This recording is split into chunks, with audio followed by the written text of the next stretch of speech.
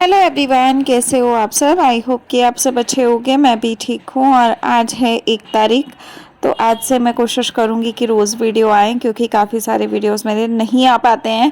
बहुत सारा झमेला चलता रहता है तो नहीं आ पाते, लेकिन कोशिश करूँगी कि अब से मेरे रोज़ वीडियो आए, चाहे रात को 6 बजे 7 बजे 8 बजे ही क्यों ना डालना पड़े, लेकिन मैं डाला करूँगी। तो यहाँ पे मैं सलवार की स्टिचिंग कर रही हूँ। आज ना मेरा इतना दिमाग ख़राब हुआ कि मैं आपको बता नहीं सकती। आज मेरी मशीन में कुछ गड़बड़ हो रही थी, तो चल ही नहीं रही थी सही से। तो पता नहीं क्या हो रहा है, कभी धागा टूट रहा है, कभी धागा ठीक से नहीं आ रहा है, कभी कुछ हो रहा है तो कभी कुछ हो रहा है। तो मैं बहुत सारे झमेलों में फंस गई थी आज। तो आपको आगे वीडियो में पूरा पता चलेगा। तो यहाँ देखिए, धागा जो है ना वो बहुत गड़बड़ हो रहा है, तो मैं इसी को ठीक करने में लगी हूँ। चलो इसको मैं ठीक करती हूँ, साथ ही साथ आप लोगों को मोटिवेट करती हूँ। तो देखिए, आज के वीडियो में मैं बात करने वाली हूँ होम बुटीक से रिलेटेड। काफ़ी सारी औरतें, काफ़ी सारी लड़कियाँ, काफ़ी सारी लेडीज़ हाउसवाइफ ऐसी चीज़ें पूछती हैं मुझसे कमेंट में कि दीदी अगर होम बुटीक हमें खोलना है, हमें होम बुटीक ओपन करना है, तो हमें कितना इन्वेस्टमेंट करना पड़ेगा या फिर कितना पैसा चाहिए होम बुटीक खोलने के लिए। तो मैं आप लोगों को बता दूं कि होम बुटीक खोलने के लिए आपको बिल्कुल भी बहुत ज़्यादा इन्वेस्टमेंट की बातें मत सोचो, क्योंकि अगर आप बहुत सारी चीज़ों के बारे में सोचो विचारोगे तो चीज़ें उस तरीके से नहीं होती हैं। ठीक है, सबसे पहले होम बुटीक जो होता है उसमें पहली चीज़ होम बुटीक है। तो आपको जो बाहर शॉप लेकर पैसा भरना पड़ता है या जो भी चीज़ें करनी होती हैं वो तो करनी ही नहीं है।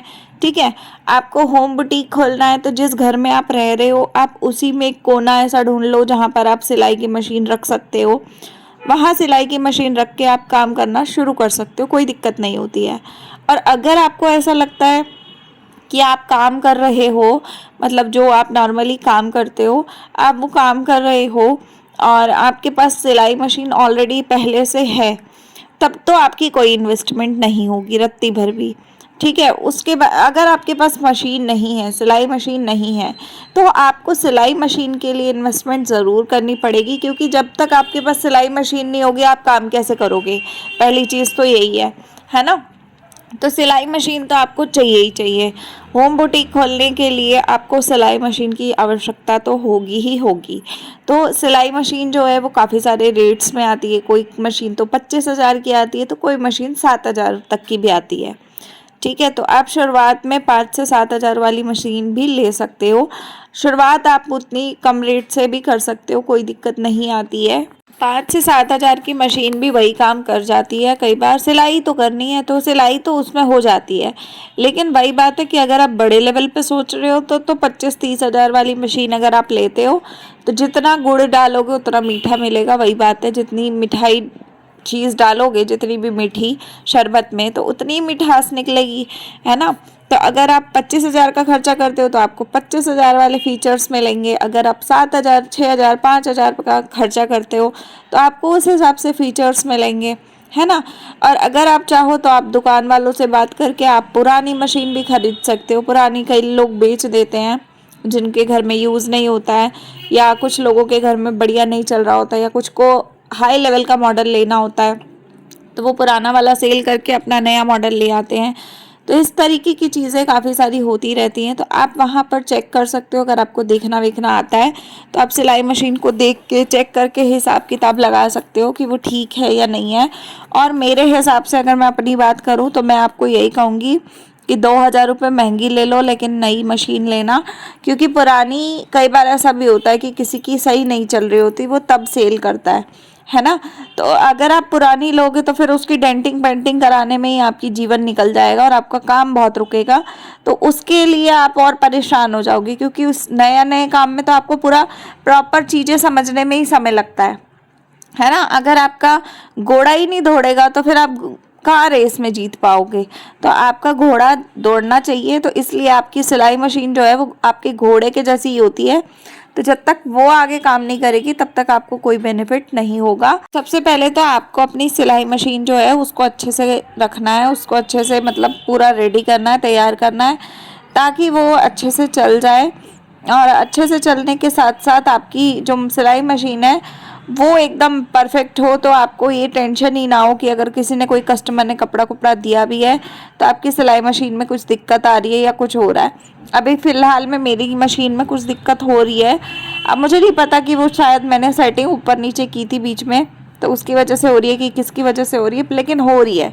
तो मैं इसको ठीक करने में लगी हूँ। और यहाँ मैं फिरकी का धागा जो है वो मैं ऐसे भरती हूँ, बिकॉज मेरे ना वो जो धागा भरने वाली जगह होती है वो चलती नहीं है, वो ख़राब है। क्योंकि मेरी मशीन 50 साल पुरानी है, तो ये मेरी नानी की मशीन है, तो उस टाइम से अब तक तो आप समझ सकते हो कि बहुत सारी चीज़ें ऐसी होती है जो ख़राब हो जाती है, तो वो फिर सही भी नहीं कराता इंसान। और ये भी सोचती हूँ मैं कि इसको सही कराने का कोई फ़ायदा भी नहीं है ना। तो जितना इसको सही कराने में खर्चा लगेगा उतना तो मैं नहीं ले लूँगी। तो जब ये बिल्कुल बंद हो जाएगी ना, उस दिन मैं नहीं ले आऊँगी। तो अभी तो मेरे को ज़रूरत नहीं है, अभी तो बढ़िया काम कर रही है। सिर्फ सेटिंग ऊपर नीचे हो गई है, उसकी वजह से धागा गड़बड़ा रहा था, वो मैंने सही कर लिया, खुद ही सही कर लिया, फिरकी फुरकी को ठीक करके। और ऊपर से थोड़ा सा लूज टाइट ये सब कर करके ठीक कर लिया था। तो आप लोग जितने भी क्वेश्चंस करते हो मैं आप सबके जवाब देती हूँ। तो आप जितने भी, अगर आपको कोई डाउट हो ना, तो आप कमेंट में लिख दिया करो। मैं आपको अगले वीडियो में या उससे और अगले वीडियो में जब भी पढ़ती हूँ मैं आपके मैसेज, तब मैं जवाब दे देती हूँ। तो अब ये चीज़ आपको क्लियर हो गई होगी कि होम बुटीक में आपको कितना खर्चा चाहिए। सबसे बड़ी चीज़ है कि आपको सिलाई मशीन चाहिए, कैंची चाहिए, इंची टेप चाहिए, चौक चाहिए, और एक डायरी और एक पेन चाहिए। ये सब चीज़ें तो आपको होम बुटीक में भी चाहिए और नॉर्मल बुटीक खोलते हो तब भी चाहिए। तो ये सब बेसिक सामान होता है जिसकी आपको ज़रूरत होती ही होती है। रही बात कैंची की, तो कैंची जो होती है वो आपको 200 से 250 रुपये के बीच में मिल जाती है अच्छी खासी। तो आप ज़्यादा महंगी मत लो, 200-250 वाली भी लोगे तो वो भी वही काम करती है जो 1000 या 500-700 वाली करती है। तो इसलिए चीज़ें लेने से पहले थोड़ा सा दिमाग लगा के चीज़ों को लो, तो आपको दिक्कत नहीं आती है। ठीक है। दूसरी चीज़ है कि होम बुटीक के अंदर आपको रेट लिस्ट कैसी रखनी चाहिए। तो मैं आपको बोलूँगी कि आप अपने एरिया के आसपास के रेट पता करो। जितने भी शॉप्स हैं या जितने भी होम बुटीक हैं, आप नॉर्मली उनके पास जाओ। आप उनसे ये बोलो कि आपको कपड़ा सिलवाना है, इस तरीके का पीस सिलवाना है, तो आप कितना चार्ज लेते हो। तो जो भी दुकान वाला होगा वो आपको अपने चार्ज बता देगा, वो आपको बता देगा कि वो कितने लेता है। तो उस हिसाब से आप एक का सुनो, दूसरे का सुनो, तीसरे का सुनो। तो जितने भी आपके आसपास के लोग हैं उनके रेट सुन लो, और सुनने के बाद आप घर में आके उस रेटों को हिसाब लगाओ कि इसके रेट में या इसके रेट में या इसके रेट में ये रेट चल रहे हैं। तो अब मुझे मेरा रेट क्या रखना है। तो जो लोग 50 रुपए की चीज़ अगर सेल कर रहे हैं तो आपको उस 50 के 30 रुपए रखने हैं अपने। ठीक है, 30 या 35। अगर आप थोड़ा कम रखोगे तो पब्लिक आपके पास ही आएगी, बाकियों के पास कम जाएगी। दूसरी चीज़ है कि जो फिनिशिंग बाहर वाले दे रहे हैं उनसे कोशिश करना है कि आपकी पीस में, आपके जो भी कपड़ा है उसमें फिनिशिंग अच्छी आए। तो वो फिनिशिंग अच्छी लाने के लिए आपको थोड़ा अच्छे से बनाना पड़ेगा पीस। और जब आप अच्छे से बनाओगे तो ऑटोमेटिकली चीज़ें अच्छी बनेंगी, तो कस्टमर को पसंद आएंगी, तो फिर दिक्कत नहीं आएगी आपको। ठीक है। तो आपको ये चीज़ का ध्यान रखना है कि अपनी जितनी भी चीज़ें हैं उनको अच्छे से परफेक्ट तरीके से बनाना है, परफेक्ट तरीके से करना है, ताकि आपको कोई दिक्कत ना हो। और कस्टमर आपसे खुश होगा तो वो अपने आप ही घूम फिर के आपके पास आएगा, कहीं नहीं जाने वाला। ठीक है। तो ये चीज़ों पे ध्यान देना है। दूसरी चीज़ है कि किसी ने मेरे से ये भी पूछा था कि कितनी पढ़ाई लिखाई चाहिए होम बुटीक खोलने के लिए, है ना, या सिलाई सीखने के लिए कितनी पढ़ाई आनी चाहिए, कितना ज़रूरी होता है। तो मैं आपको कहूँगी कि कोई ज़रूरत वाली चीज़ नहीं होती है कि आपको कितना सीखना है कितना नहीं सीखना है। जितना आपको आता है या जितना आप पढ़े लिखे हो ठीक है, उतना ठीक है। सिलाई में कोई ऐसा कुछ नहीं है कि आपको कोई डिग्री चाहिए होती है, कोई ऐसा कोर्स करना ज़रूरी होता है। सिलाई तो आप घर बैठे भी सीख सकते हो। अगर आपके घर में किसी को आती है, चाची, मम्मी, ताई, किसी को भी आती है, तो आप उनसे भी सीख सकते हो। और अगर आप नॉर्मली सिलाई सेंटर जाके सीखना चाहते हो तो वहाँ भी सीख सकते हो। वहाँ अगर आप सीखते हो तो वहाँ पे भी आपसे कोई डिग्री बिग्री की मांग नहीं करते वो लोग। सिर्फ आपको ये बोलते हैं कि आपको सिलाई सीखनी है, ठीक है, आप मंथली बेसिस पे इतने पैसे दे दो, अपना कपड़ा ले आओ, हम आपको सिलाई सिखा देंगे। तो वो अपने वहीं पे कोचिंग जो देती हैं लेडीज़, घर बैठे देती हैं। कई लोग शॉप्स वगैरह मतलब कोचिंग की दुकानें खोल के बैठी हैं। तो इस तरीके से आप वहाँ जाओगे तो अपने कपड़े पे वो आपको आपके कपड़े पे ही सिखाती जाएंगी कि भाई कैसे कैसे क्या कुछ करना है क्या नहीं करना है। वहाँ बैठी हर लेडीज आपको सिखा देगी, मतलब हर लेडीज नहीं, जिससे आप सीख रहे होगे वो सिखा देंगी। ठीक है, तो सिलाई सीखने के लिए कोई भी पढ़ाई की लिमिट नहीं है कि क्या पढ़ा लिखा है बंदा या अनपढ़ है। अगर आप अनपढ़ हो तब भी आप घर बैठे होम बुटीक चला सकते हो, कोई दिक्कत नहीं है। सिलाई सीख सकते हो, कोई प्रॉब्लम नहीं होती है। कोई ऐसी डरने वाली चीज़ ही नहीं है इसमें कि आपको नहीं आए, है ना। और दूसरी चीज़, अगर आपको पैसे गिनने आते हैं, पैसों का हिसाब करना आता है, तो सिलाई आप कर लोगे। इसमें बहुत बड़ा कुछ तहलका नहीं मचाना होता है। नॉर्मल सी बात है कि आप सिलाई किसी की फिटिंग का साइज़ लेते हो, है ना, उसके सूट का नाप लेते हो, नाप लेने के बाद वही चीज़ों में 2-2 इंच का मार्जिन एक्स्ट्रा छोड़ देते हो, है ना। तो सिर्फ इतना ही तो करना है और करना कुछ नहीं है। और जितना भी आप करते हो उसमें डिवाइड का खेल है, भाग का खेल है। जैसे मान लो कि अगर 40 का चौथाई भाग निकालना है तो 10 होगा। इस तरीके से आपको निकाल लेना है और बस हो जाएगा आपका काम। तो बहुत ज़्यादा कुछ नहीं करना होता है। तो आप लोग प्लीज़ इस चीज़ों में घबराओ नहीं। आप ये मत सोचो कि भाई आप कैसे करोगे, क्या होगा क्या नहीं होगा, ये सारी चीज़ें सोचने वाला समय नहीं है। तो जितना हो सके आप उतना फोकस करो अपने काम पे। और जब आप काम पे अपने फोकस करोगे ना, तो धीरे धीरे आपका सब कुछ चलने लगेगा। आपको खुद भी एहसास होगा इस चीज़ का कि भाई मुझे तो फ़ायदा होने लगा है ना। तो होम बुटीक जितने भी लोग खोलना चाहते हैं, मैं उनसे सिर्फ इतना ही कहूँगी कि आप लोग प्लीज़ थोड़ा सा अपने काम पे फोकस करो, थोड़ा बढ़ाओ अपने काम को। जब आप काम बढ़ाते हो तो आपको बेनिफिट होता ही होता है। और रेट के मामले में अगर मैं बात करूं, तो अगर आप 20-30 रुपए कम ले रहे हो तो आप ये मत सोचो कि एक महीना हमने कम लिया और उसके बाद हम बढ़ा देंगे रेट, तो पब्लिक तब भी आपको लेगी नहीं। मैं ऐसा कहूँगी कि आप 6 महीने तक कम से कम अपने कम ही रेटों में काम करते चलो, क्योंकि 6 महीने ऐसे लग जाते हैं जब आपका कस्टमर आपके साथ पक्का होता है ना। कोई भी कस्टमर आया, मान लो 4-5 बार आपसे सिलवाएगा तो वो पक्का हो जाएगा आपका। अगर मान लो किसी ने एक बार सिलवाया और वो दोबारा आया तो आपने रेट बढ़ा रखे हैं, तो फिर तो ऐसे नहीं चलेगा। ऐसे फिर तो वो वही कहेगा कि भैया ये क्या है कि हमने पिछले बार तो इतने में सिलवाया, 15 दिन पहले आए थे तो इतने में सिलाया, 15 दिन बाद आए तो आपने 20-30 रुपये बढ़ा दिए पीस में। तो इस तरीके से अगर आप करोगे तो कस्टमर फिर भाग जाएगा। वो उस टाइम तो दे जाएगा मजबूरी में कि चलो आया है तो एक पीस और बनवा लेता है महंगे में, लेकिन उसके बाद वो फिर कंटिन्यू नहीं आएगा, क्योंकि आप रेट बढ़ा रहे हो। तो रेट जहाँ बढ़ता है वहाँ पे कस्टमर अपने आप भाग जाता है। कस्टमर तो छोड़ो, अगर हम भी होंगे, हम किसी शॉप से कोई चीज़ ले रहे हैं, एक दिन हम गए वहाँ पे अच्छी रेट पे मिल गई, मान लो एक के साथ एक ऑफर में मिल गया कुछ, या पूरे मार्केट में 100 रुपये का कुछ सामान मिल रहा है और वो बंदा 80 रुपये में दे रहा है, तो हम उसके पास गए। तो मान लो उसके बाद हम 15 दिन बाद फिर दोबारा हमें मन हुआ कि चलो एक चीज़ और ले आते हैं उसकी दुकान से, या 2 पीस और ले आते हैं, या 2 सूट सिलवा लाते हैं। दोबारा हम गए तो वो 80 की जगह बोले हमें 100 रुपये ले रहा हूँ या 110 रुपये ले रहा हूँ, तो हमें तो भैया महंगा लगेगा, तो हम कहाँ जाएंगे उसके पास, नहीं जाएंगे ना। तो यही हिसाब होता है। तो जब कोई भी काम शुरुआत करते हैं ना, तो बंदे को मेहनत का थोड़ा पैसा लेना चाहिए और थोड़ा छोड़ देना चाहिए, ताकि मेहनत तो देखो आप भी कर रहे हो, ऐसा नहीं है कि नहीं कर रहे हो, लेकिन आपको शुरुआत है। तो आप अगर एडवर्टाइजमेंट में पैसा नहीं फूकना चाहते या नहीं बर्बाद करना चाहते, लोगों का भरोसा जीतना चाहते हो, तो थोड़ा सा यहाँ पे कॉम्प्रोमाइज़ करना पड़ता है। हर काम में करना पड़ता है, ऐसा नहीं कह रही कि बुटीक में ही करना पड़ता है। आप कोई भी चीज़ की दुकान खोल लो, किराने की दुकान खोल लो, और आप दूध दही की दुकान खोल लो, आप जूतों चप्पल की दुकान खोल लो, आप सूटों की दुकान खोल लो, मतलब जो सूट का कपड़ा बिकता है उसकी खोल लो, चाहे आप कोई भी A to Z चीज़ें खोल लो। जब आप कहीं पे कोई चीज़ सस्ती दोगे और अच्छी क्वालिटी में दोगे और अच्छी तरीके की चीज़ दोगे, तो पब्लिक उधर ही जाएगी। चाहे कोई कितना भी बड़ा शोरूम खोल के आपके कॉम्पिटिटर बैठा हो ना, तब भी आपके पास ही पब्लिक आएगी। अगर आप शोरूम वाला स्वाद उसे अपनी छोटी सी दुकान में दे रहे हो ना, तो शोरूम पे बंदा जाने से पहले सोचेगा कि भाई शोरूम पे जाऊंगा तो 500 रुपये लगेंगे, और वही अगर आपके पास आएगा तो वो 250 रुपये में काम हो सकता है। तो वो शोरूम का स्वाद लेने के लिए शोरूम के अंदर खाली पैर रख के शोशाबंदी करने तो कोई बेवकूफ़ी होगा जो जाएगा, है ना।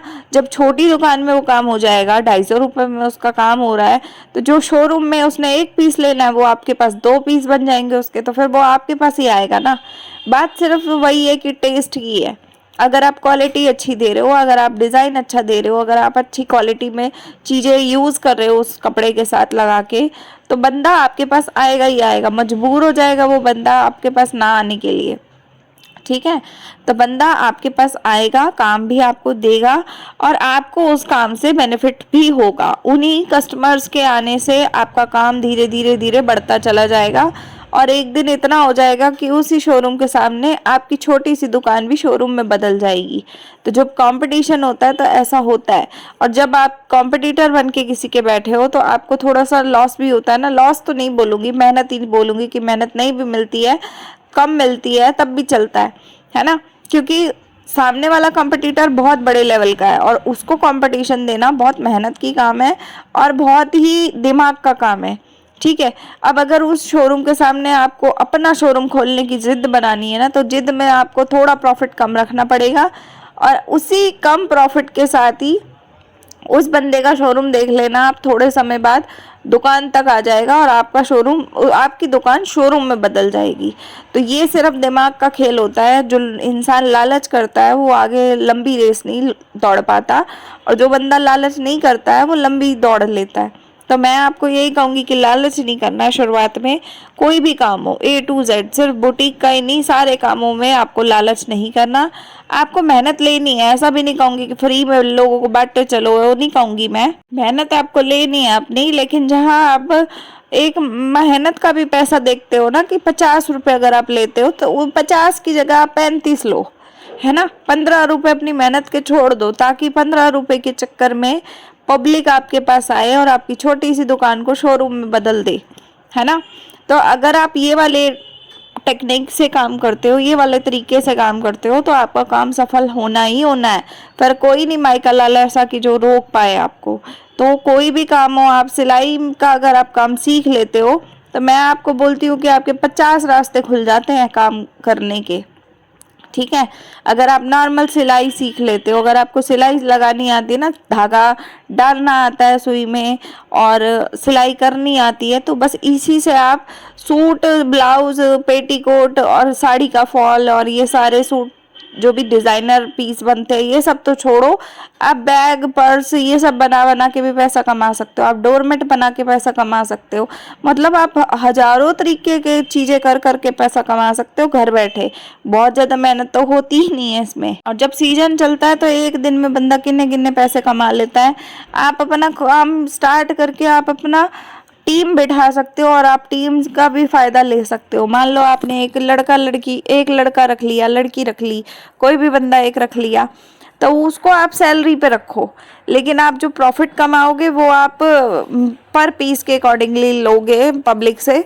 तो मान लो आपके पास दिन के 10 सूट आ गए और 10 सूट में आपने उस लड़के को बोला कि भाई तूने 5 बनाने, 6 बनाने एक दिन में पीस, तो वो बंदा बना देगा, लेकिन उसको पर पीस के हिसाब से नहीं बनेगा। उसको मान लो उसकी सैलरी के हिसाब से प्रॉफिट मिलेगा, पूरे दिन में इतना पैसा निकलेगा उसका कि उसको सैलरी के हिसाब से 200, 300, 500, 1000 रुपये जो भी उसकी दिहाड़ी होगी वो उसको मिलेगी।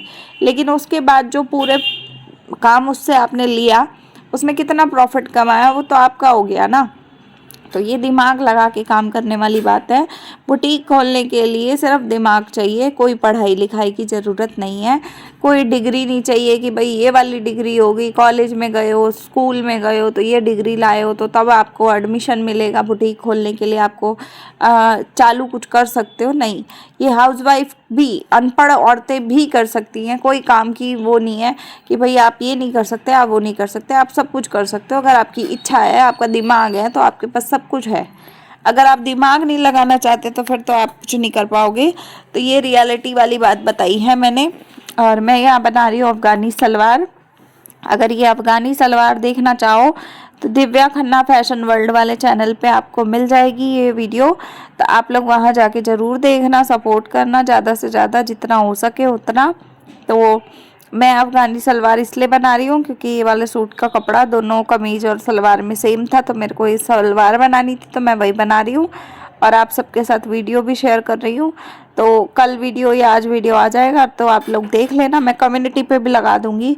और आप लोग जल्दी जल्दी सब्सक्राइब कर लो अगर अपने वीडियो पे पहली बार आए हो, और पहले से भी देखते हो तो प्लीज़ सब्सक्राइब कर लो, क्योंकि सब्सक्राइब तो आप लोग करते नहीं हो, भूल जाते हो।